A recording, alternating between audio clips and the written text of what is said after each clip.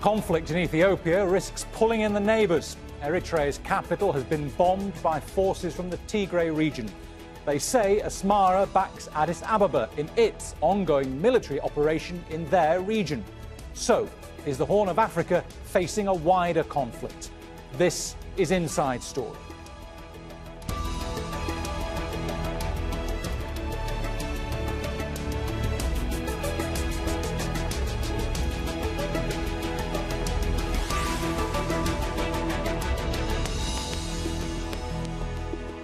Hello and welcome to the programme. I'm Bernard Smith. A conflict in Ethiopia is spilling over its borders and threatening to destabilise the Horn of Africa. Tigray's leaders say they are at war with Eritrea because its forces have got involved in their fighting in their region. And they've launched attacks on Eritrea's capital, Asmara, despite its government denying involvement. 2 rockets hit the city's main airport and a third targeted a state media building.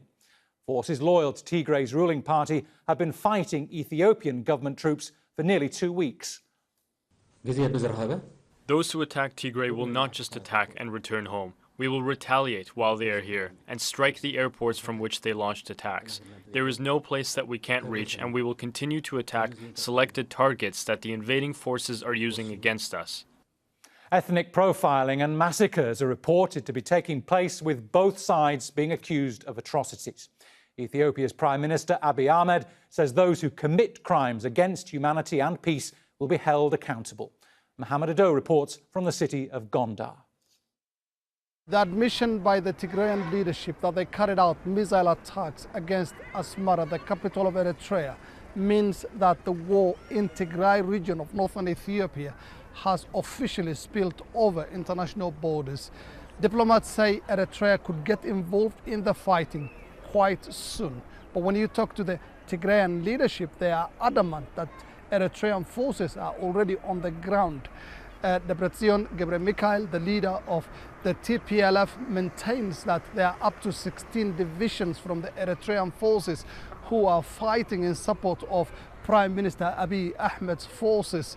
There is no love lost between the Tigray leadership and the president of Eritrea, Isaias Afwerki. They have not seen eye to eye for almost 2 decades, ever since the Ethiopia-Eritrea war ended and a period of no war, no peace began. Of course, they've the past 2 years criticized Prime Minister Abiy Ahmed of hastily signing a peace agreement with Isaias Afwerki. They have also criticized him for what they call an unprincipled friendship with Isaias. But many people say that given the proximity and close friendship between Prime Minister Abiy Ahmed and Isaias Afwerki, he would not bat an eyelid coming in support of the Prime Minister of Ethiopia. And what does that mean for the Tigrayan People's Liberation Front? It means they are sandwiched between 2 heavily armed and powerful enemies. But again, they cannot be ruled out. With an estimated 250,000 troops and an arsenal of weapons that have been stashed over a very long time, there is every possibility, diplomats say, that this could be a protracted war, something that's not going to be good for either Ethiopia or the entire Horn of Africa. Mohammed Ado for Inside Story. Thousands of refugees have fled the fighting to neighbouring Sudan, and they're still pouring in, despite being faced with dire living conditions. Medical workers fear a lack of shelter and proper sanitation could create a health crisis. And the UNHCR is warning it might not be able to provide aid for the large number of people arriving. Many refugees have also reported being traumatised by what they've experienced.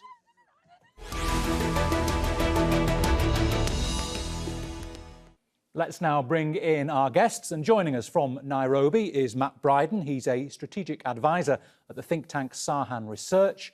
In Khartoum, Axel Bisschop. He is the UNHCR representative in Sudan. And in London, Martin Plaut. He's a fellow at the University of London and a specialist on the Horn of Africa. Welcome to each of you. First of all, Martin, I'll start with you. What is the risk of this fighting spilling over and escalating now? Well, one could It's clear it's already happened. I mean, the attack on Asmara, the Eritrean capital, that happened yesterday, late in the afternoon, early evening, was clearly an internationalization of the conflict. This came after there were repeated reports of Eritrean troops attacking the Tigrayans along the north of Tigray. So, I mean, it is already an international conflict. There are also some suggestions of drones coming in from the United Arab Emirates and being used to attack the Tigrayans. So we are already in an international conflict. I mean, Martin, Eritrea says it's not involved, but you think it is? Well, let's put it this way. There have been repeated reports from many people from the diaspora. I mean, Eritrea never allows anybody into the country on a permanent basis to report. I mean, it is regarded as being at least as bad as North Korea in terms of being a secret country, one in which there is no real scrutiny. So, you know, there's no way of proving it. But people say they've spoken to their friends, their families. All of them say that there is both a vast amount of conscription of children into the army, that people are being moved up onto the front line, and now yesterday the report of the attacks with the rockets landing in Asmara. I think it's very difficult to think that there's anything other than an Eritrean involvement in this conflict. And Matt, do you see this escalating then as well? Yes, absolutely. I think, as we've heard, first of all, the fact that we have refugees crossing the border to Sudan, and that among those refugees are reportedly Ethiopian soldiers or ex-combatants who've laid down their weapons. We've heard of reports from Western Tigray, from near the town of Humera, of an offensive from the north, which is the Eritrean border. And the Ethiopian government itself has acknowledged that at one point when its forces were on the defensive, they retreated into Eritrea to regroup before crossing back into Ethiopia. So I think for all intents and purposes, there's no question that this conflict is becoming internationalized. And the likelihood is that as it escalates, given the scale of the forces involved and the degree to which they seem to be relatively evenly matched, more and more of Ethiopia's neighbors, regional partners, and international actors are likely to be drawn in. And Axel, can you help us out with the numbers of refugees you're seeing coming across the border into Sudan at the moment? Yeah, so at the moment we have received about 20,000 refugees from Ethiopia here in Sudan. We're working together with the government of Sudan to take care of them as best as it is possible. At the moment, they're actually coming in through 3 border crossings, but one is the major boarding crossing, and that's Hamdayet. It's a small hamlet on the border with Ethiopia, and here the town has quickly filled up. We are together with the government, but also with some of the other aid agencies, such as WFP and UNICEF, but also a lot of other local organizations, such as the Sudanese Red Crescent, trying to assist as best as we can. And it is urgent, and we are trying to ensure that we get our relief materials positioned there in such a way that we can actually further take care and manage this crisis. And what are the immediate needs, Axel? Yeah, the immediate needs are food. I mean, food is always the immediate need, and many of the people are actually coming without anything. So they don't have any means of actually surviving. So we have to take care of them. Luckily, the local community there has helped out quite a lot, but there is a lot more which needs to be done. As was earlier indicated, there is also a need for water. Water needs to be purified.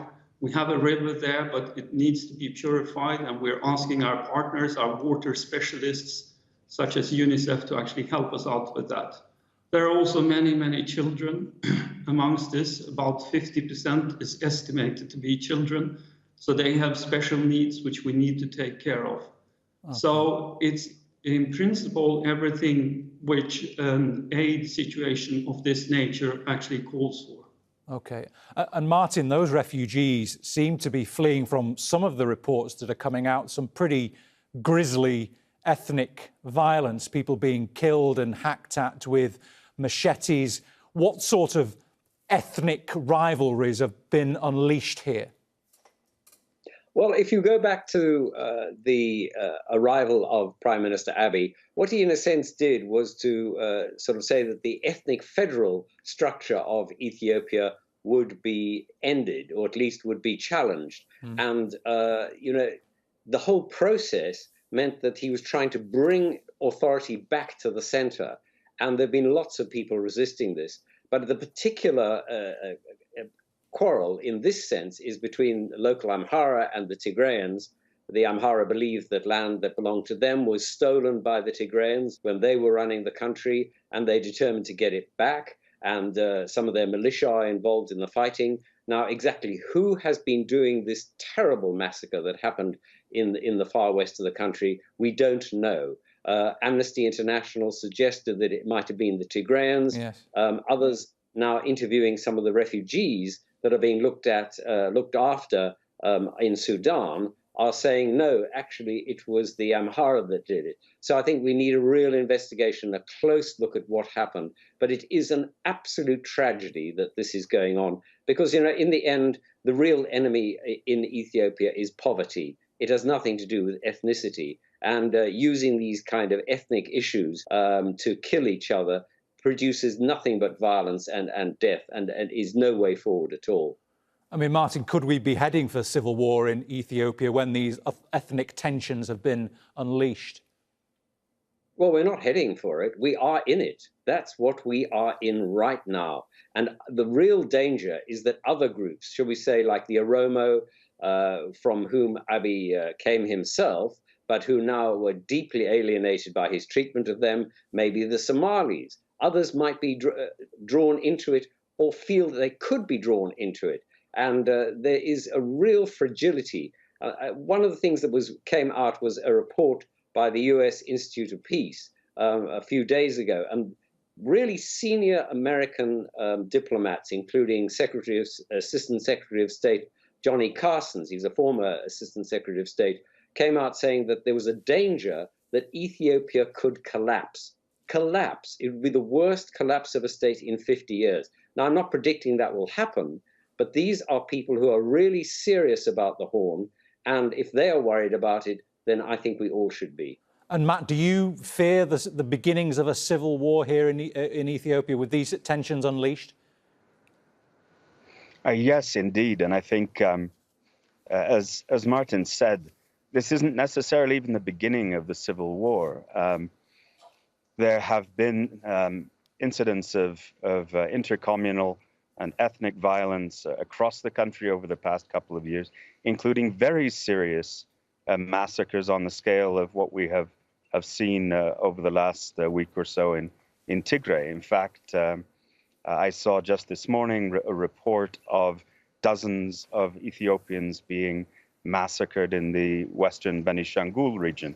Now, we've also seen the Ethiopian National Defense Forces deployed to fight against Oromo rebels, mainly the Oromo Liberation Front and the Oromo Liberation Army, with whom Prime Minister Abiy initially entered into peace agreements and which appear now to have turned against him, as Martin said, having been alienated by his policies.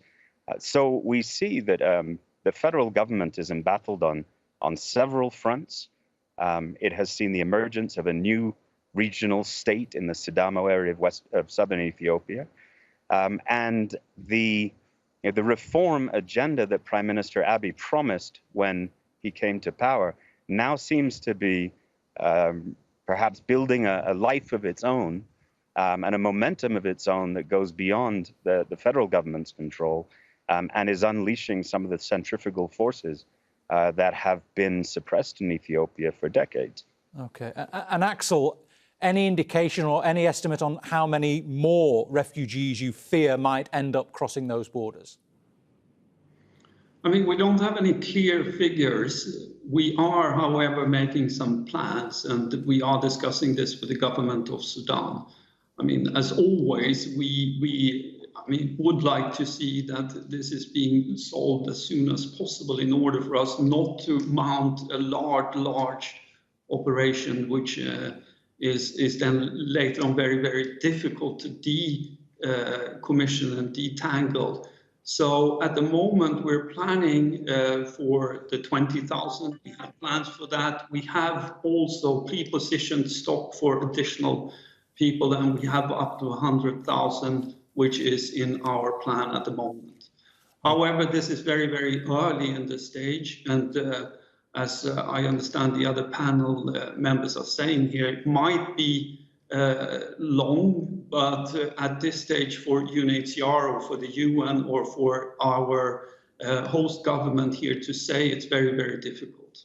Okay. But we urge constraint, and we also would like to see that together we actually take care of these people in such a way that they have the immediate needs catered for. Okay. Martin, can you help us understand why Eritrea might be interested in coming in alongside the Ethiopians to target the forces and the government of Tigray? Help us understand the past history between Tigray and Eritrea. Well, it's a long and complex history, and in some ways goes back to 1960s and student politics in Addis Ababa, believe it or not. Differences in perspective, differences in ideology, for example, between the Chinese perspective and the Russian, Soviets perspective. But it goes very, very deep. And although the Eritrean rebels and the Tigrayan rebels, who are now in power in their respective regions, actually cooperated at some times, they also fell out spectacularly. And anyone who remembers the 1984-85 famine, the terrible famine that tore across Ethiopia, should remember also that the Eritreans closed the route in from Sudan for aid into Tigray. 100,000 Tigrayans had to march across rough terrain. Many of them died into Sudan to survive. And the Tigrayans have never forgotten this. And President Isaias of Eritrea has also not forgotten it. And he sees the Tigrayans as sort of his nemesis in the world, and is determined to rid himself of them. And it is an absolute tragedy, because in a sense what the Tigrayans are now find themselves in is in a pincer movement from north and south, from Eritrea and from the federal forces from Addis Ababa. And they are fighting for their lives. I mean, there is no way that they can give up. And in a sense, Prime Minister Abiy has also painted himself into a corner, which is why any suggestion this is going to be a short conflict, I think, is probably mistaken, unless there is huge pressure from the international community on both sides to resolve this conflict.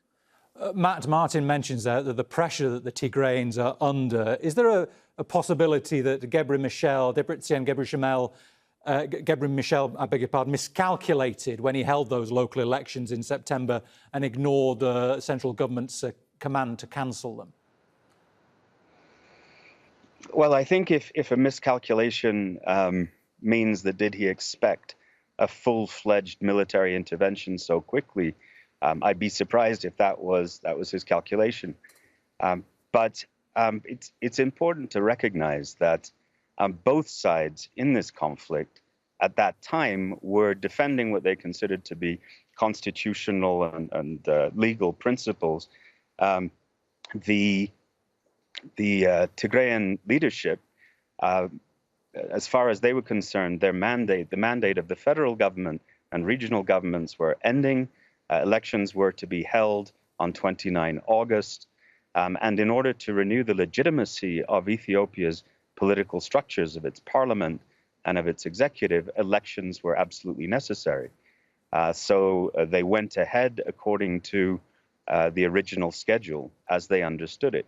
On the other side, Prime Minister Abiy, who himself is not yet an elected leader and clearly aspires to be one, and his administration decided to postpone elections because of the COVID-19 pandemic, and to extend his term of office. So as far as the Tigrayans were concerned, and of course other opposition groups, the federal government has outlasted its legitimacy and is not in a position to dictate what is legal or illegal to the regions.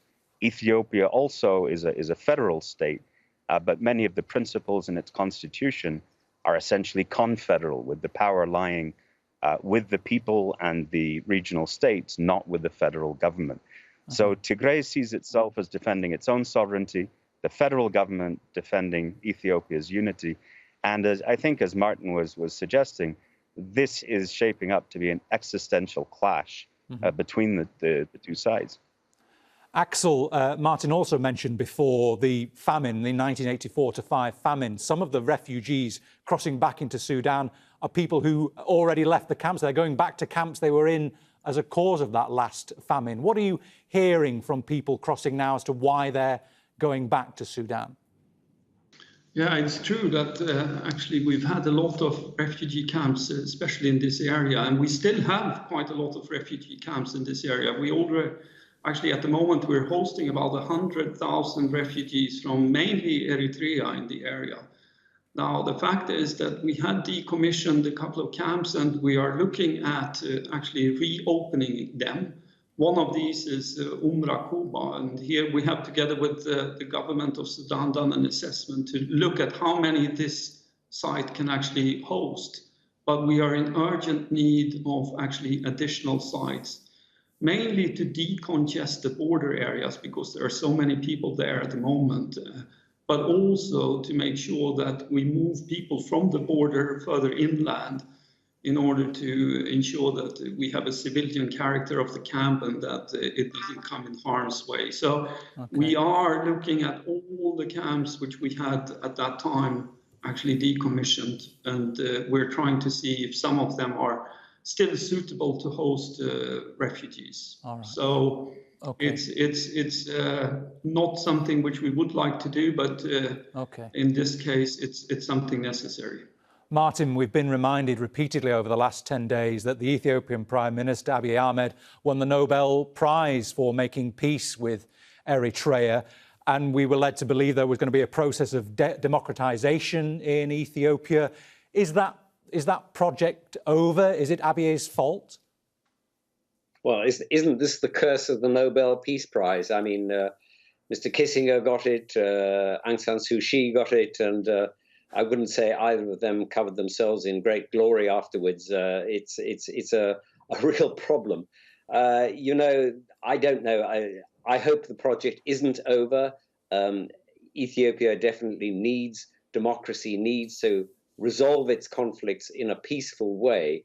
But, you know, it has always been a country which, throughout its long history, has been ruled by very tough people who used robust measures, to put it bluntly.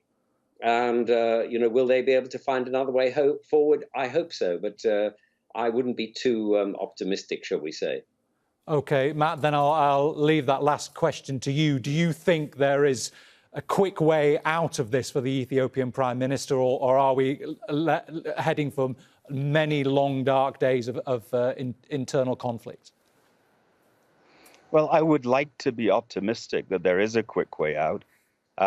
The principles for which both sides are fighting are well understood. I mean, they're highly complex and very polarizing and emotive issues that have been part of the Ethiopian national discourse, as Martin said, for decades. But they are part of the discourse, and they can be managed through an inclusive dialogue, not just between the federal government and Tigray, but also other parties who feel concerned or alarmed about the direction that Prime Minister Abiy may be taking the country. Unfortunately, as long as the Prime Minister insists that this is an internal affair and has rebuffed multiple offers of mediation or facilitation, then I believe the situation is likely to escalate. The terrain in Tigray favors the defenders, who are very heavily armed and equipped. They have fought for decades in those mountains before. And I think the longer this goes on, the more the grievances will accumulate and the harder this conflict will be to resolve. OK. Gentlemen, thank you very much for the time being. We're out of time, unfortunately. But yes, thanks to Matt Bryden, to Axel Bisschop and to Martin Plaut. And thank you, too, for watching. You can see the programme again anytime by visiting our website, aljazeera.com. And for more debate, go to our Facebook page. That's facebook.com/AJ Inside Story. You can also join the conversation on Twitter. We are at AJ Inside Story. From me, Bernard Smith, and the whole team here, bye for now.